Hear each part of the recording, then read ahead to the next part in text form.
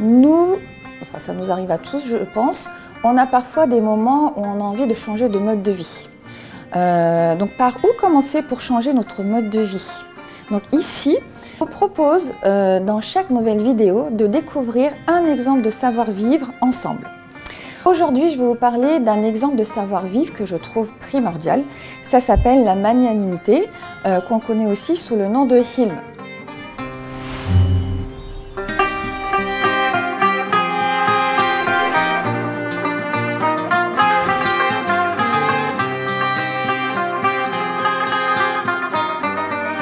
Alors, on va donner d'abord une définition. C'est quoi la magnanimité? Donc le magnanime, en fait, c'est celui qui pardonne. Donc qui pardonne les paroles offensives, les injures, etc. Qui va pardonner les fautes, les erreurs de l'autre. C'est une personne qui va manifester de la générosité, de la douceur.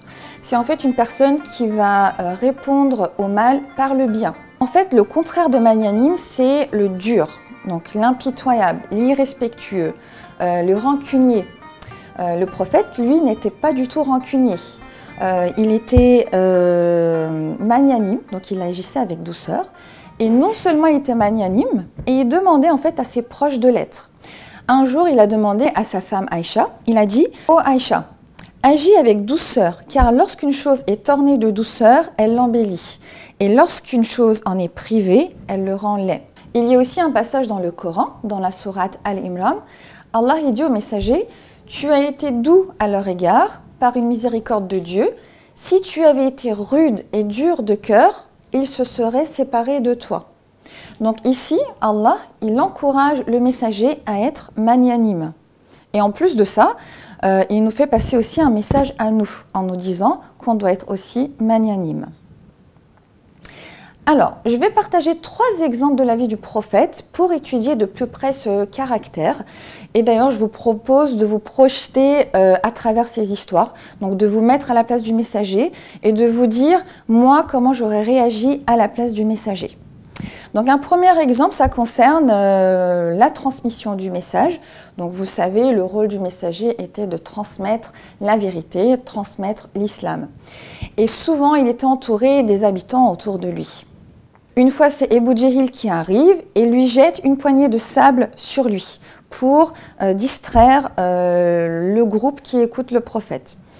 Une autre fois, c'est Ibn Ubay qui arrive et qui essaye de le provoquer. Il lui demande de quitter le lieu, il lui dit que son chameau le dérange, etc. Et le prophète, ce qu'il fait, il salue les habitants et il commence à parler avec eux, donc de dire des belles paroles à ce groupe. Donc en gros, dans aucun des 2 cas, il ne prête attention à ces 2 personnes. Il ne se retourne même pas d'ailleurs pour leur répondre. Donc en gros, il ne se laisse pas distraire par les injures. Alors qu'il y a de la violence, on lui jette directement du sable, on essaie de le provoquer, mais il ne répond même pas à ces 2 personnes et continue de faire ce qu'il est en train de faire. Deuxième exemple, c'est avec un savant juif. Donc un jour à Médine, un savant juif arrive auprès du messager et il lui dit avec un ton dur « Oh Mohammed, rends-moi ma dette, vous les bénis Abdul Muttalib, vous ne payez pas vos dettes à temps. » Alors qu'il lui restait encore 3 jours pour la régler. À côté, il y avait Omar, donc Omar il s'énerve et il lui répond dans un ton encore plus dur que le savant juif. À ce moment-là, le prophète il se retourne vers Omar et il lui dit « Oh le père de Hafs, que Allah te pardonne, nous aurions attendu un autre comportement de ta part. Tu aurais pu me demander de régler sa dette dans la bonté et m'aider à lui donner ce dont il réclame et en lui expliquant ensuite d'être plus doux la prochaine fois. » À côté, plus le juif parle d'un ton dur et plus le prophète répond avec douceur. Et il dit au savant juif qu'il va lui payer sa dette le lendemain. Donc il se retourne à nouveau vers Omar et il lui demande de l'emmener le lendemain matin dans un jardin de dattes, de lui donner tant de dattes et une quantité en plus, et que s'il n'est pas content de ce jardin, de l'emmener dans un 2e jardin de dattes. Donc c'est ce qui se passe. Le lendemain, Omar emmène le savant juif dans le jardin en question. Il lui donne la quantité, et la quantité en plus, c'est parce que Omar l'avait effrayé la veille. Et à la fin de cet échange, le savant juif récite la shahada. et il devient musulman. Donc Omar, étonné, le savant juif lui dit « Laisse-moi expliquer pourquoi j'ai agi ainsi ». Et en fait, il lui dit qu'il a lu dans la Torah les signes du dernier messager de Dieu et que notre prophète les possédait tous, sauf deux, donc c'était la magnanimité et la douceur, donc il n'avait pas encore vu.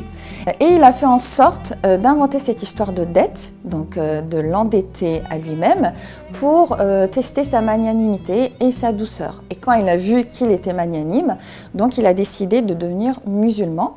Et à la fin, il lui dit « Et ces dates-là, j'en fais don aux pauvres, sois-en témoin ». Et par la suite, on sait que de nombreuses personnes de la famille de ce savant juif sont devenues musulmans. Un troisième exemple, c'est avec un bédouin.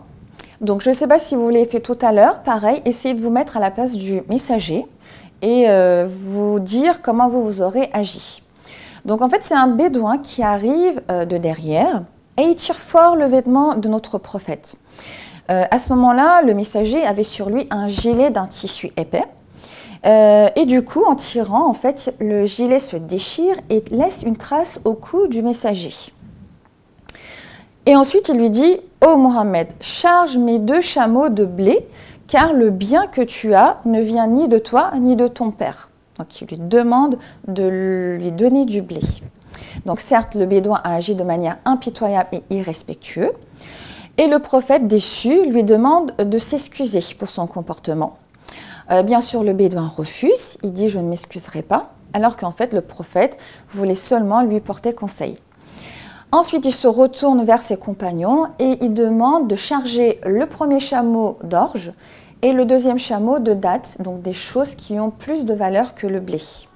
Bien sûr, le bédouin rentre chez lui tout heureux et les compagnons à côté admirent le comportement de notre prophète. En gros, on voit bien ici que le prophète répond au mal par le bien. Donc, il aurait pu aussi refuser de lui donner du blé et puis l'envoyer sans rien.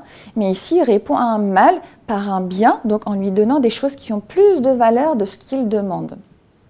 Alors certes, c'est pas facile de garder la patience d'agir ainsi parce qu'on ne peut pas être autant peut-être que le prophète, mais on peut faire le mieux de nous-mêmes. On peut devenir magnanime, si on ne l'a pas été jusqu'à maintenant, petit à petit.